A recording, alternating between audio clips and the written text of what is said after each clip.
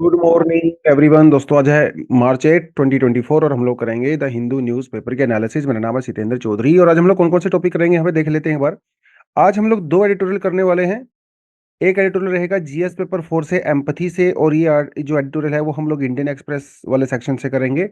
दूसरा एडिटोरियल है, हम लोग सर्वाइकल कैंसर के बारे में बात करेंगे। इंडिया में सर्वाइकल कैंसर को लेकर जिस तरह से बजट में इस बार ये कहा गया है कि जो इम्यूनाइजेशन प्रोग्राम है उसके अंदर हम लोग सर्वाइकल कैंसर की वैक्सीन डिलीवर करेंगे, तो उसके चैलेंजेस क्या हैं, इसके बेनिफिट्स क्या हैं, सिनेरियो क्या है। काफ़ी इंपॉर्टेंट टॉपिक है मेंस के पर्सपेक्टिव से। यहाँ से एग्जाम में क्वेश्चन आने के काफ़ी ज़्यादा चांसेस हैं। एम्पैथी के बारे में तो खैर कई बार क्वेश्चन आ भी चुके हैं जीएस पेपर 4 में। उसके अलावा पॉलिटिकल पार्टीज को लेके एक सुप्रीम कोर्ट ने ऑब्जर्वेशन की है, तो इसके बारे में थोड़ा सा देखेंगे। गिग वर्कर्स के बारे में थोड़ा सा बात करेंगे क्योंकि दोबारा से न्यूज़ में है, एक सर्वे किया गया है, उस सर्वे की फाइंडिंग्स के बारे में थोड़ा बात करेंगे। उसके अलावा पीएम उज्ज्वला योजना को थोड़ा सा और एक्सटेंड यहाँ पे कर दिया गया है। चलिए बढ़ते हैं सीधा पहले टॉपिक पे। और पहला टॉपिक हम लोग करने वाले हैं ये वाला, ठीक है। तो थोड़ा पॉलिटी वाले सेक्शन से चलते हैं, हल्का फुल्का टॉपिक शुरू करते हैं, फिर उसके बाद में थोड़ा सा ब्रो टॉपिक शुरू करेंगे। तो जैसा कि महाराष्ट्र में जो जो हुआ, जो जो हो रहा है, आप सबको पता है कि वहाँ पे उद्धव ठाकरे जी का जो एक सेक्शन था, ठीक है, उसके अलावा शिंदे ग्रुप जो है अलग हो गया, वहाँ से स्प्लिट हो गया। जो ज़्यादातर जो एमएलएज हैं वो बेसिकली शिंदे ग्रुप में आ गए, और जो मतलब मेजोरिटी जो एमएलएज हैं वो शिंदे ग्रुप में हैं। जो माइनॉरिटीज एमएलएज हैं अब वो रह गए कहाँ पे, अभी भी उद्धव ठाकरे। तो उद्धव ठाकरे जी का कहना है कि उनकी जो पार्टी है वो ओरिजिनल शिवसेना है, और शिंदे जी का कहना है कि वो ओरिजिनल शिवसेना है, ठीक है। इसको लेके सिंबल वगैरह को लेके हम लोग पहले बात कर चुके हैं, लेकिन पहले ये सवाल है कि ओरिजिनल शिवसेना कौन सी है, क्या कैसे वो डिसाइड होगा कि कौन ओरिजिनल है नहीं है। इसमें एक जो एंगल बनता है वो वहां के स्पीकर का है। वहां के स्पीकर ने, महाराष्ट्र के असेंबली के जो स्पीकर हैं, उन्होंने कहा कि शिंदे ग्रुप जो है ये ओरिजिनल शिवसेना है, शिंदे ग्रुप। इसका रीजन क्या दिया उन्होंने? इसका रीजन दिया क्योंकि उनके पास मेजोरिटी एमएलएज हैं, इसीलिए शिंदे ग्रुप जो है वो ओरिजिनल शिवसेना है, ऐसा उन्होंने कहा। अब उद्धव ठाकरे जी जो है इसके अगेंस्ट में चले गए सुप्रीम कोर्ट में। सुप्रीम कोर्ट ने अब सरकार से दो तीन सवाल पूछे हैं, या फिर स्पीकर से दो तीन सवाल पूछे हैं। सवाल क्या है? सवाल यह है कि 2023 में लास्ट ईयर एक वर्डिक्ट आया था, उसमें सुप्रीम कोर्ट ने यह कहा था कि कोई भी पार्टी ओरिजिनल है या नहीं है, उसके लिए मेजोरिटी एक क्राइटेरिया नहीं हो सकता। कोई पॉलिटिकल पार्टी के ना दो पार्ट होते हैं बेसिकली। एक उसकी लेजिस्लेटिव ब्रांच होती है, लेजिस्लेटिव विंग, मतलब जो एमएलएज होते हैं, और एक उसकी कैडर होता है जिसे पॉलिटिकल विंग बोलते हैं। मतलब जो ग्राउंड लेवल पे कैडर होते हैं, जो ऑफिसर्स होते हैं, कहाँ से वो पार्टी बनी, किस तरह से वो काम करती है, वो एक पॉलिटिकल विंग है उसका। मेजोरिटी बड़े बड़े लीडर्स जो हैं, उसके फाउंडर कौन थे, ऑफिस कौन कौन हेल्ड करता है, वो सब चीजें देखी जाती हैं। लेजिस्लेटिव विंग के अंदर सिर्फ एमएलएस देखे जाते हैं। तो कोर्ट ने 2023 में ये कहा था कि भाई लेजिस्लेटिव विंग जो है ना, ये एकमात्र क्राइटेरिया नहीं हो सकता किसी भी पार्टी को ओरिजिनल बनाने का। पॉलिटिकल विंग को भी आपको देखना पड़ेगा। लेकिन स्पीकर साहब ने क्या कहा? स्पीकर साहब ने कहा क्योंकि शिंदे ग्रुप जो है वो मेजोरिटी हेल्ड करता है, इसलिए वही ओरिजिनल पार्टी है, ठीक है। कोर्ट ने कहा कि no, this is not number of game of numbers, this is something more. सिर्फ नंबर्स के गेम पे आप नहीं खेल सकते हो, पॉलिटिकल विंग वाला क्राइटेरिया भी आपको यहाँ पे कंसीडर करना पड़ेगा, which is the real party. ये 2023 में कहा था। सुप्रीम कोर्ट ने अभी ये सवाल पूछा है महाराष्ट्र की गवर्नमेंट से कि भाई क्या आपके स्पीकर ने कंटेम्प्ट नहीं किया है क्या? उन्होंने तो मेरे ऑर्डर को सीधा सीधा सा डिक्लाइन कर दिया। मैंने 2023 में जो कहा वो तो उसके सीधा अपोजिट अपोजिट में बोल रहे हैं। तो क्या ये कोर्ट के ऑर्डर का कंटेम्प्ट नहीं है? हालांकि उनको साफ साफ दिख रहा है वो कंटेम्प्ट है, लेकिन ये कोर्ट ना थोड़ा इस तरह से कार्रवाई करता है, वो सीधा सीधा बोलने की बजाय पहले उनसे जवाब मांगेगा। अब ये सरकार बताएगी कि क्यों उस स्पीकर का डिसीजन जो है वो कंटेम्प्ट नहीं है। अगर सुप्रीम कोर्ट उससे अग्री करता है तो आगे बात नहीं बढ़ेगी, अगर अग्री नहीं करता है तो फिर आगे बात बढ़ेगी। अब देखना ये रहेगा मामला कहां तक जाता है, बट फिलहाल इसको यहीं तक छोड़ के जाते हैं। जैसे जैसे मामला थोड़ा आगे बढ़ेगा इस टॉपिक को हम लोग और ज्यादा यहाँ पे करते रहेंगे, राइट। चलिए, 85% of the gig workers sweat it out for over 8 hours. 65% women feel unsafe.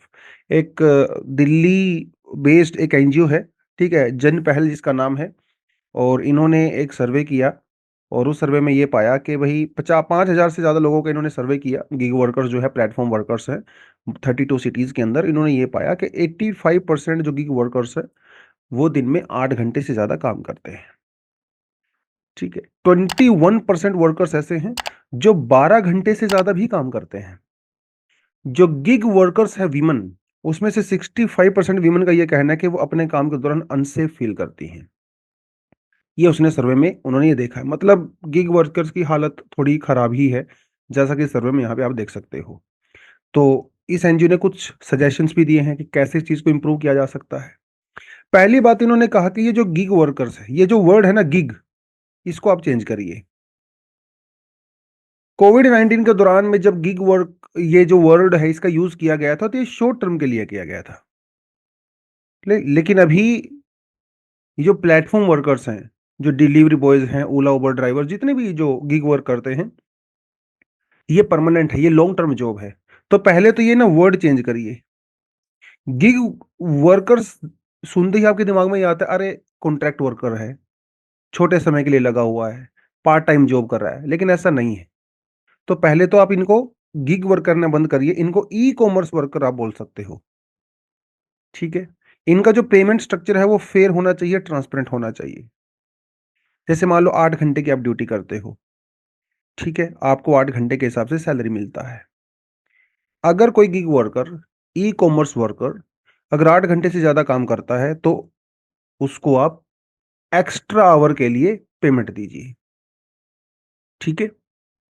उसको आपने ओवर टाइम किया है ना, तो उसके लिए तो आपको काम ज्यादा पैसे देने ही पड़ेंगे, ये आपको करना पड़ेगा, राइट। ये उन्होंने कहा है। उसके अलावा जो गिग वर्कर्स अपना फ्यूल यूज करते हैं, मतलब बाइक चलाते हैं, उसमें भी तेल लगता ही है।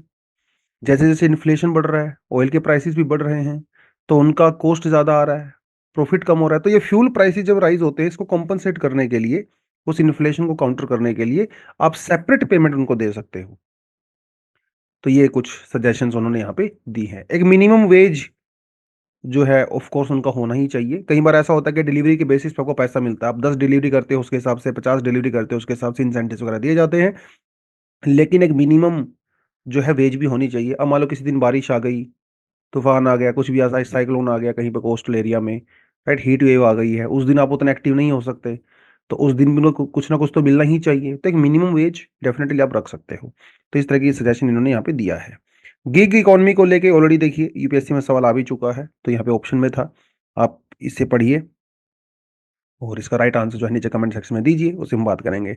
तो गिग इकोनॉमी बेसिकली एक वो इकोनॉमी है जहां पे जो वर्कर्स होते हैं वो शॉर्ट टर्म एंगेजमेंट के लिए होते हैं। हालांकि ये पुरानी डेफिनेशन है, फिलहाल इस एनजीओ का ये कहना है कि ऐसा कुछ नहीं होता, इसे शॉर्ट टर्म मत मान के चलिए, ठीक है। ये लॉन्ग टर्म एम्प्लॉयमेंट भी हो सकती है। गिग इकोनॉमी में जो आपके जो जो फ्लेक्सिबल वर्क आवर्स होते हैं, टेम्परेरी वर्क्स होते हैं, फ्रीलांसिंग जॉब्स होती हैं, कॉन्ट्रैक्ट बेसिस पे जॉब्स होती हैं, और ये ज़्यादातर जो है अपने ऑनलाइन प्लेटफॉर्म के थ्रू थ्रू जो है कस्टमर से इंटरेक्ट करते हैं। तो ये फुल टाइम पोजीशन नहीं होती है। गिग वर्कर्स का कोई एक एज सच फिक्स ऑफिस नहीं होता है, ठीक है, ज़्यादातर कॉन्ट्रैक्ट बेसिस पे काम करते हैं। ये एक बेसिक गिग इकोनॉमी का बेसिक सी चीज़ें होती हैं, ठीक है। देखिए, this type of economy has been in on increase in many countries in the past few years. In this more people working as a freelancers. एक ये पॉइंट आपको ध्यान देना है। This economy provides worker the option for hyper flexible way of work. कभी दिन में काम करो, कभी रात में काम करो, 2 घंटे सुबह करो, 2 घंटे शाम को करो, काफी फ्लेक्सिबल वे ऑफ वर्क रहता है यहाँ पे, right. This economy undermines the traditional economy. तो ट्रेडिशनल इकोनॉमी के हिसाब से ये काम नहीं होता। ट्रेडिशनल इकोनॉमी में क्या होता है, आप 9 बजे ऑफिस जाते हो, शाम को 5-6 बजे वापस आते हो, वो ट्रेडिशनल इकोनॉमी स्ट्रक्चर होता है जहाँ पे फुल टाइम वर्कर्स होते हैं और अपनी पोजीशन उनकी चेंज नहीं होती है। लाइफ टाइम करियर होता है बेसिकली। आप स्कूल टीचर बन गए, आपको उसी तरह का काम जिंदगी भर करना पड़ेगा। लेकिन ये जो इकोनॉमी है वो उससे थोड़ा हटके होती है। तो इसे कौन सी इकोनॉमी कहेंगे, सोशलिस्ट इकोनॉमी कहेंगे, कैपिटलिस्ट कहेंगे, गिग कहेंगे या मिक्स्ड कहेंगे, नाम से ही आपको पता चल रहा है। गिग इकोनॉमी, यूपीएससी ऑलरेडी यहाँ से सवाल पूछ चुका है। मेंस में अभी तक गिग इकोनॉमी से सवाल नहीं आया है, तो डेफिनेटली वहां से भी आने के चांसेस हैं। प्रीलिम्स में तो एक बार आ ही चुका है। चलिए, union government extends Ujjwala assistance by 1 more year। तो उज्ज्वला योजना को एक्सटेंड कर दिया गया है 1 साल के लिए, जिसके में जो है 300 रुपये पर सिलेंडर सब्सिडी दी जाएगी। आप साल में 12 सिलेंडर जो है रिफिल करवा सकते हो। इसके अंदर 12,000 करोड़ रुपीज एक्स्ट्रा सरकार को जो है वो खर्चा यहाँ पे करने वाली है। तो एक तो थोड़ी सी बात ये हो गई। अब थोड़ा स्कीम अब देखें तो 2016 में इस स्कीम को बेसिकली लॉन्च किया गया था शुरुआत में। और इसका मेजर और प्राइमरी जो कोर पर्पस था वो था कि जो वीमेन है हमारी हाउस होल्ड में, जो महिलाएं हैं जो कि इकोनॉमिकली डिसएडवांटेजेस बैकग्राउंड से हैं, मतलब बिलो पॉवर्टी लाइन है, बेसिकली सबको नहीं दिया जाता, ये बिलो पॉवर्टी लाइन को दिया जाता है, उनको क्लीन कुकिंग फ्यूल देना है। अब वो क्या करती हैं, गोबर के उपले बने हैं उसको यूज करती थी, लकड़ी का यूज करती थी, कोयले का यूज करती थी। तो सेफ नहीं होता है वो, है ना, इंडोर पोल्यूशन भी करता है, हेल्थ के ऊपर इम्पैक्ट भी करता है। तो क्लीन कुकिंग फ्यूल देना है, तो क्लीन कुकिंग फ्यूल कैसे आएगा, एलपीजी के थ्रू वो देना है। तो बेसिकली ये इसका मेन पर्पस था। तो हेल्थ प्रोटेक्शन ऑफ कोर्स आपको प्रोवाइड हो की जाती है, इंडोर स्मोक पोल्यूशन इससे नहीं होता है।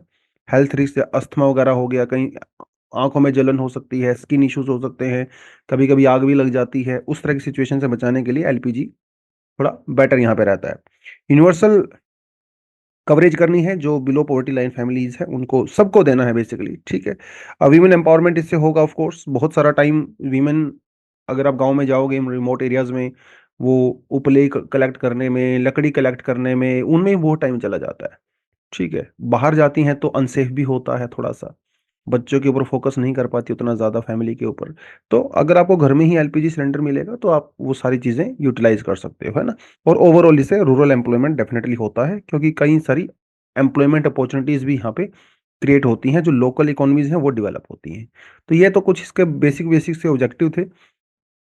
की फीचर्स वैसे ऑलरेडी मैं आपको बता चुका हूँ। आपको एक बार बीपीएल फैमिली जो है, each connection receive a financial support होता है 1600 रुपीज। तो पहली बार जब आप कनेक्शन लेते हो तो 1600 रुपीज सरकार की तरफ से आपको दिए जाते हैं, ठीक है, जिसके अंदर कई सारी चीजें आपको दी जाती हैं, सेफ्टी होजेज, प्रेशर रेगुलेटर, सिलेंडर्स वगैरह, वो सब आपको यहाँ पे दी जाती है 1600 रुपीज में, राइट। उसके अलावा गवर्नमेंट बीएस था administrative cost associated with the support, है ना। तो सरकार ऑफ कोर्स बाकी चीजें यहाँ पे देती है।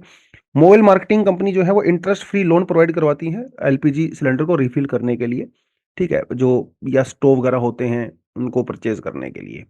फिर बाद में इस योजना को थोड़ा एक्सटेंड किया गया, उज्ज्वला 2.0 हम लोगों ने यहाँ पे शुरू की, तो इसको थोड़ा सा रीच को हम लोगों ने बढ़ा दिया। क्राइटेरियाज क्या क्या है यहाँ पे, क्राइटेरियाज आप देख सकते हो। बीपीएल स्टेटस, ऑफ कोर्स जो बिलो पॉवर्टी लाइन है वही एलिजिबल यहाँ पे है। एप्लीकेंट जो है वो they must be 18 years old और लेटर। अगर आप किसी के पास पहले से एलपीजी सिलेंडर है तो उनको नया एलपीजी सिलेंडर यहाँ पे नहीं मिलता है। तो ये कुछ जो है सिचुएशन यहाँ पे बनती है, ठीक है। अब चलिए आगे बढ़ते हैं। इंडियन एक्सप्रेस के अंदर ये एडिटोरियल आया था, an antidote called empathy. Antidote called empathy, पहले तो आपको पता होना चाहिए कि एम्पथी होता क्या है। ये छोटा सा डायग्राम इसी से आप देख के समझ सकते हो। दो वर्ड होते हैं हमारे पास, एक होता है एम्पथी और एक होता है सिंपथी। सिंपथी मीन्स किसी के लिए आपको बुरा लगता है, ठीक है, किसी को चोट लग गई, किसी के साथ बुरा हो गया, आपको बुरा लग रहा है, उसके लिए आप सॉरी फील कर रहे हो बेसिकली, ठीक है, I am sorry that you are in pain, that is called sympathy. Empathy मतलब होता है जब आप खुद वो पेन फील करते हो, आपको खुद भी दर्द होता है, ठीक है, आप उस पर्सन के पॉइंट ऑफ व्यू को बिल्कुल समझ सकते हो, उसे बोलते हैं एम्पथी। तो एक स्टेप आगे होता है एम्पथी, ठीक है। तो empathy is the experience of understanding another persons thought. आपको उसकी थॉट समझ में आ रही हैं, उसकी फीलिंग समझ में आ रही हैं, उसकी कंडीशन समझ में आ रही है, इसे एम्पथी बोलते हैं। Empathy ensures that a person is compassionate toward the condition of another person. आप सिर्फ सॉरी फील नहीं कर रहे हो, आप उसकी एग्जैक्ट कंडीशन को समझ रहे हो। सिंपथी थोड़ा सा अलग होता है, जब आप किसी के लिए बुरा फील करते हो, सोरो फील करते हो, सैड फील करते हो, किसी के साथ बुरा हुआ तो आपको वो कंडीशन देखे थोड़ा सा सॉरी फील हुआ, आपने वो दर्द फील नहीं किया, सॉरी फील हुआ, इसे बोलते हैं हम लोग सिंपथी। कई सारे कंपोनेंट हो सकते हैं इसके, जैसे एम्पथी एज अ वर्च्यू, ठीक है। Moral sentimentalism is an ethical system that believes morality derives from our emotion and desires. Empathy, a phrase commonly used to describe the feeling of worry for another person, is seen as a valuable characteristics. किसी किसी इंसान का ये character ही होता है कि किसी की दूसरे के दुख दर्द को देख के उसको भी दुख दर्द एक्चुअली फील होता है। ये एक वर्च्यू है जो हर इंसान के अंदर नहीं होता है। लेकिन यस, इसको एज अ वैल्यू सिस्टम के तौर पे हम लोग डेवलप कर सकते हैं, on a school level, on a family level, on individual level, on a societal level. क्योंकि एम्पथी अगर as a virtue, as a value अगर आपके अंदर होगी, तो हम लोग जो डिसएडवांटेजेस पोजीशन में लोग हैं, जो बैकवर्ड हैं, जिनको दर्द हो रहा है, उनके लिए हम लोग और ज्यादा एक्टिव हो सकते हैं। रैशनल फ्रेज की बात करें तो जैसे empathy may be regarded as a logical in nature and it's applicable seen as a activity based on the good judgement because it involves fairness, justice and interdependence. Yes, अगर आप किसी को समझ रहे हो, फील कर रहे हो उसके दर्द को, तो तभी तो फेयरनेस आएगा, तभी तो जस्टिस डिलीवरी होगा। तो सिविल सर्विसेज के अंदर भी इसकी बहुत जरूरत है। यूजली सिविल सर्विसेज को माना जाता है कि ये रूल बेस्ड है, रूल्स रेगुलेशंस को फॉलो करती है, जिसकी वजह से कई बार क्या होता है, जो पुअर सेक्शन होते हैं, ठीक है, जो लेफ्ट आउट सेक्शंस होते हैं सोसाइटी से, उनके दर्द को सिविल सर्वेंट्स नहीं समझ सकते हैं, क्योंकि रूल्स एंड रेगुलेशंस आपको एक तरह से इमोशंस इन्वॉल्व नहीं करते हैं। ये कहते हैं भाई रूल के हिसाब से चलो, ठीक है, आप रूल को फॉलो करिए 100%, इमोशंस को फॉलो मत करिए, आप अपने दिमाग की सुनिए, अपने दिल की मत सुनिए, ऐसा रूल्स एंड रेगुलेशंस कहते हैं। लेकिन एम्पथी क्या कहता है? एम्पैथी कहते हैं नहीं, आप दिल की भी सुने, दिमाग की सुने, दिल की भी सुने। हाँ, इसका मतलब ये नहीं है कि दिल की सुनने के चक्कर में आप जो है रूल्स एंड रेगुलेशंस को पूरी तरह से ही जो है वो तोड़ फोड़ रहे हो, नहीं, ऐसा नहीं होना चाहिए। रूल्स एंड रेगुलेशंस को फॉलो करते हुए भी आप एम्पैथेटिक हो सकते हो, ये जरूरी है। इससे होगा क्या? इससे आपका हेल्प करने का जो स्कोप है ना, वो बढ़ जाता है। आप अपने एरिया से बाहर जाके काम करते हो, तो दिल और दिमाग दोनों का यूज यहां पे करना है। एक्सेसिबिलिटी टू पब्लिक होगा। अब बहुत बार क्या होता है, सिविल सर्वेंट पुराने जमाने में तो ज्यादा होता था, आजकल भी खैर होता है, वो अपने ऑफिस में बैठे रहते हैं, उनको पता है सब कुछ क्या हो रहा है, और हो सकता है उनको सिंपथी भी हो अपने आसपास क्या हो रहा है, लेकिन एम्पथी नहीं है। एम्पथी होती तो वो बाहर निकलते, गांव गांव जाते, जगह जाते जहां पे वो चीजें हो रही हैं, खराब चीजें, वहां पे जाके फील करते, देखते, वो एम्पथी है। तो इससे क्या होगा, एम्पथी से एक्सेसिबिलिटी बढ़ेगी पब्लिक की तरफ। आप वीकर सेक्शन, वल्नरेबल सेक्शन के स्ट्रगल को एक्चुअली में समझोगे, तब जाके उनको एक्चुअली में आप हेल्प करोगे। इससे आपकी सर्विस मीनिंगफुल होती है। सर्विस का मतलब सिर्फ ये नहीं होता कि आप ऑफिस में बैठे हो, कागजों के ऊपर जो है सिग्नेचर कर रहे हो, नहीं, वो मीनिंगफुल नहीं है, वो तो रोबोटिक जॉब हो गई। मीनिंगफुल तब होगी जब एक्चुअली में जिन लोगों की हेल्प करने के लिए आपको पावर दी गई है, उनकी जाके ग्राउंड के ऊपर हेल्प करें। आप अपनी कॉन्शियस, अपनी आत्मा से पूछें, ठीक है, अपनी आत्मा को जस्टिफाई करने के लिए काम करें, रादर देन चार पेपर के ऊपर सिग्नेचर करने के। ये कब आएगा? जब आपको एम्पैथी होगा। अपने स्वधर्म को समझें, अपने धर्म को समझें। धर्म मतलब right, right thing to do. यहाँ पर रिलीजन से कोई मतलब नहीं है धर्म का। धर्म का मतलब होता है do which is right thing to do, which should be ethical, which should be moral, ठीक है। धर्मो रक्षति रक्षता। क्योंकि आप जब एम्पैथेटिक होके किसी के राइट्स की प्रोटेक्शन करोगे, आपके राइट का प्रोटेक्शन भी तभी हो सकता है, ठीक है। तो ये कुछ पॉइंट आप यहाँ पे इसमें मेंशन कर सकते हो, अगर आपको शॉर्ट फॉर्म में अब कुछ रियल लाइफ एग्जांपल्स भी हमारे सामने हैं। जैसे यहाँ पे एक एसडीएम की दरिया दिली, नंदपुर में 26 परिवारों को बांटे कंबल और कपड़े, ये एम्पथी ही तो है। रैली से लौट रहा किसान सड़क किनारे गिरा, सोशल मीडिया पर देख एएसपी ने बचाया।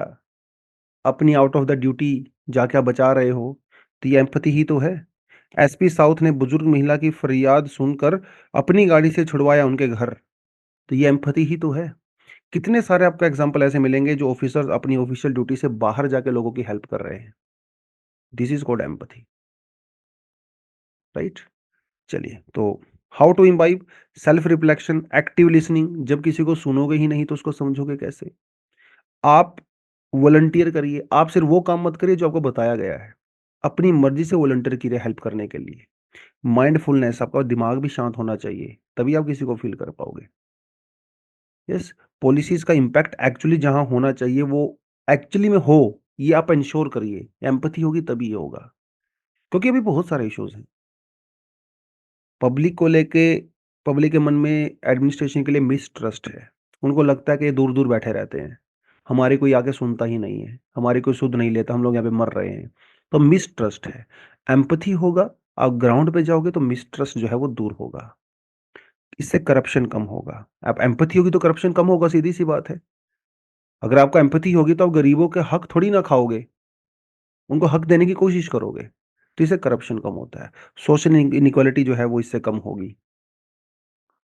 आप जो करप्शन के चक्कर में जो अपॉर्च्युनिटीज़ मिस हो गई थी समाज में, जो सुविधाएँ नहीं पहुँच पाई थी, वो पहुँचेगी अगर आप एम्पैथेटिक होगे तो। सर्विस डिलीवरी सिस्टम जो अभी इनएफिशिएंट है, वो बेटर होगा, एम्पैथी अगर होगी तो, राइट? तो compassion, tolerance, fairness, justice, cooperation, ये सब इसका पार्ट होते हैं। तो ये चीज़ें थोड़ा-सा यहाँ पे अपने को देखना है। ठीक है, चलिए। एडिटोरियल कहता है सर्वाइकल कैंसर के बारे में बात करता है। अभी 2024-2025 के बजट में गवर्नमेंट ने बहुत ज़बरदस्त एक इनिशिएटिव लिया है जिसमें उन्होंने कहा है कि 9 टू 14 इयर्स की जो गर्ल्स हैं उनको हम लोग वैक्सीनेट करेंगे। सर्वाइकल कैंसर के लिए जो वैक्सीन है वो उनको डिलीवर करेंगे बेसिकली। ठीक है, ये यहाँ पे कहा गया है। अगर आप वैक्सीन की बात करें तो वैक्सीन को बेसिकली जो है डेवलप कर दिया गया है और ये एक इंडिजिनस वैक्सीन होगी जिसका नाम होगा सेरेवैक। ठीक है, ये कोविशील्ड सीरम इंस्टीट्यूट ने डेवलप किया था, उसी को इसने भी डेवलप किया है। वैसे इसकी कॉस्ट जो है ₹2000 आती है हर डोज़ की, लेकिन अभी क्योंकि गवर्नमेंट इसको बजट से कर रही है, तो डेफ़िनेटली ये अभी फ्री ऑफ कॉस्ट होगा। तो सर्वाइकल कैंसर एक बहुत बड़ा हेल्थ इश्यू है, इसमें कोई डाउट नहीं है किसी भी तरह का। 80,000 डेथ हर साल सर्वाइकल कैंसर से रिपोर्ट की जाती है, जो कि बहुत बड़ा नंबर है। 100 से ज़्यादा कंट्रीज़ के अंदर सर्वाइकल कैंसर को लेके ऑलरेडी वैक्सीन दी जा रही है। इंडिया में अभी तक नहीं थी मैंडेटरी वैक्सीन, लेकिन अब डेफ़िनेटली उसको दिया जाएगा। क्योंकि सर्वाइकल कैंसर एक यंग एज में किसी को हो जाता है, तो आपके जो प्राइम ईयर्स हैं, जब आपकी मैक्सिमम एफिशिएंसी होनी चाहिए थी, वो नहीं हो पाती है। जिसकी वजह से आपकी हेल्थ तो इम्पैक्ट होती ही होती है, बाद में फैमिली, कम्युनिटी सब इम्पैक्ट होता है। प्रीमैच्योर डेथ जो है इसकी वजह से हो जाती है बहुत बार, तो कई सारे इश्यूज़ होते हैं। वर्ल्ड हेल्थ ऑर्गेनाइजेशन ने एक प्रोग्राम चलाया है जिसका नाम है 70-90-70-90। बेसिकली टारगेट है जो 2030 तक हम लोगों को अचीव करना है। इसमें इन्होंने ये कहा कि भई 2030 तक जो 15 ईयर से एज से नीचे जो गर्ल्स हैं, उनको 90% तक हम लोग वैक्सीनेट करेंगे 2030 तक। ये हो गया। 70% जो वीमेन सर्वाइकल कैंसर के टेस्ट वगैरह जो उनको हो रहे हैं 35 से 45 के बीच में जो हैं, ठीक है, उनकी स्क्रीनिंग प्रॉपर तरीके से करेंगे। 90% वीमेन जो सर्वाइकल कैंसर जिनको है उनको ट्रीट करेंगे। ये 90, 70 और 90 का टारगेट WHO ने रखा है। कई बार ऐसा पूछ सकता है एग्जाम में 90, 70, 90 target was recently in news. ठीक है, it is related to which of the following और it is released by, it is organised by, it is declared by which of the following organisation. ऐसे सवाल भी exam में कई बार आ जाते हैं। दिखने में ईज़ी लगते हैं, लेकिन अगर आपको नहीं पता होगा तो फिर वो अटेम्प्ट नहीं कर पाओगे आप। तो उसको ध्यान से देखना आपने, ठीक है।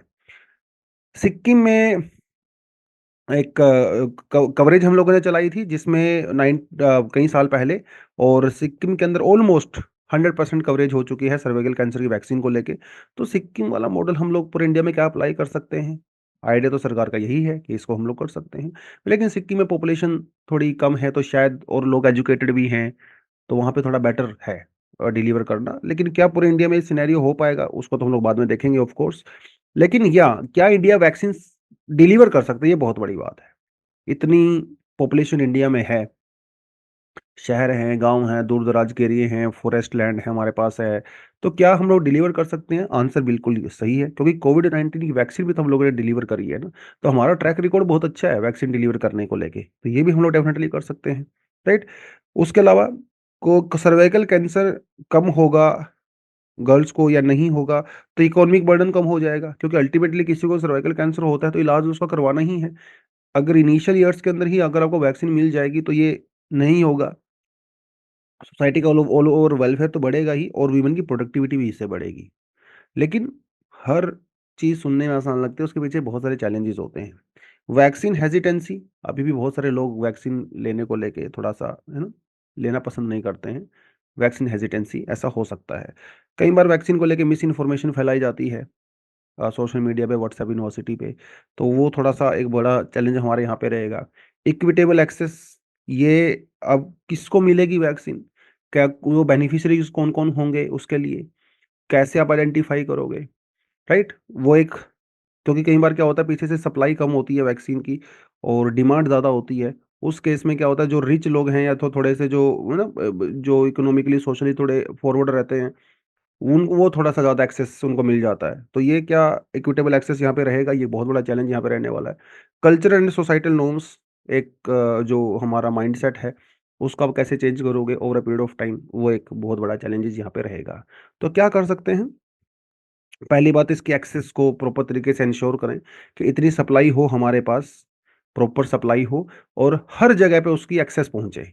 चाहे वो शहर हो, गाँव हो, जंगल में हो, उसकी एक्सेस वहाँ पे पहुँचनी चाहिए। सो सोशल मीडिया का हम लोग यूज़ कर सकते हैं अवेयरनेस वगैरह करवाने के लिए। कम्युनिटी वर्कशॉप्स वगैरह हम लोग रख सकते हैं। लोकल गाँव पंचायत लेवल पे, म्युनिसिपैलिटी लेवल पे, एनजीओज़ को, सिविल सर्विसेज़, मतलब जो सिविल सोसाइटीज़ हैं, उनको आप इंक्लूड यहाँ पे डेफ़िनेटली कर सकते हो। प्राइवेट सेक्टर, गवर्नमेंट एजेंसीज़, है ना?